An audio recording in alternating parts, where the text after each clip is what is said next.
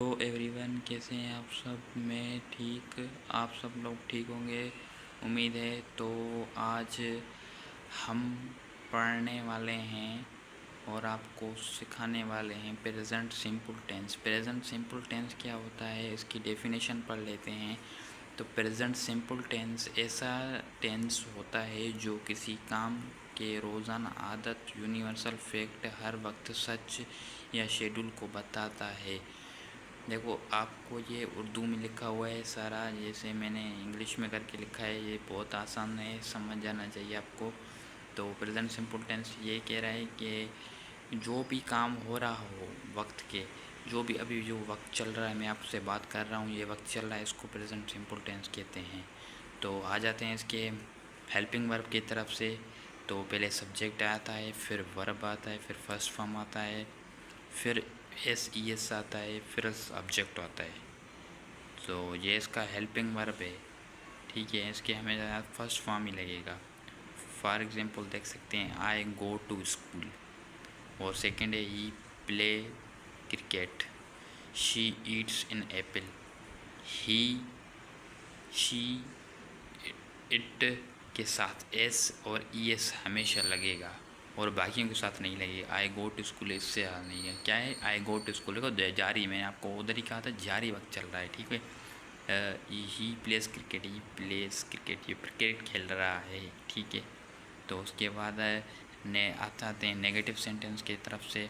उसका पहले तो जो भी हेल्पिंग वर्ब है, पहले सब्जेक्ट आएगा, फिर डू या डज आएगा, फिर उसके बाद नॉट आएगा, प्लस फर्स्ट फॉर्म आएगा, जब भी प्लस ऑब्जेक्ट आएगा। एक बात याद रखनी है कि जब भी आपने फर्स्ट फॉर्म है ना लग जाता है, ठीक है। जब नेगेटिव हो या इंट्रोगेटिव हो, जब भी करेंगे तो एस ई एस हमेशा ख़त्म हो जाएगा, जिस मैंने आपको ऊपर बताया है।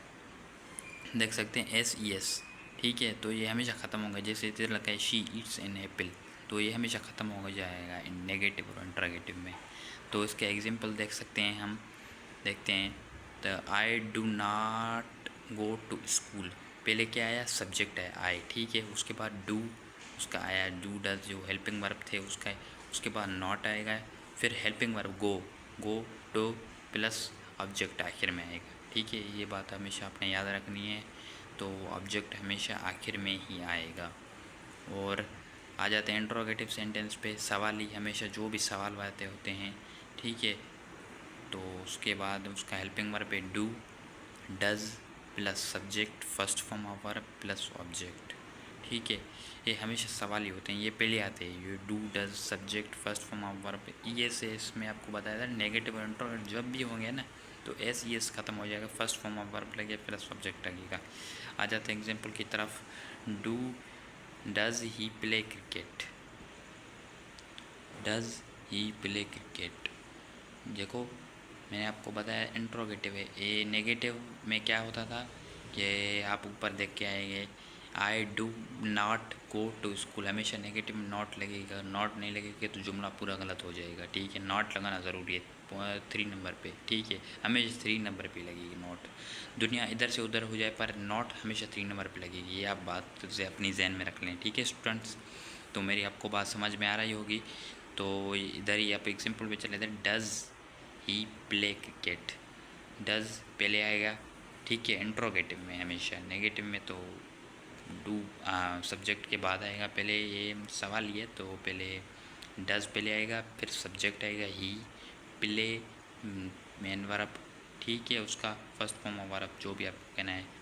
तो इसके बाद क्रिकेट ऑब्जेक्ट आएगा, ठीक है। तो आज के लिए इतनी ही वीडियो में काफ़ी। अगर आपको दूसरी वीडियो चाहिए पास्ट सिंपल टेंस फ्यूचर, जो आपको कमेंट करके बताएंगे आप मुझे, ठीक है। आप चैनल पे नए हैं तो आप चैनल को सब्सक्राइब कर ले काइंडली, तो ठीक है। तो आप लाइक शेयर कर ले देना, वीडियो को सब्सक्राइब भी कर देना जितना हो सके, और अपने दोस्तों को भी बोलना सब्सक्राइब करने के लिए, ठीक है।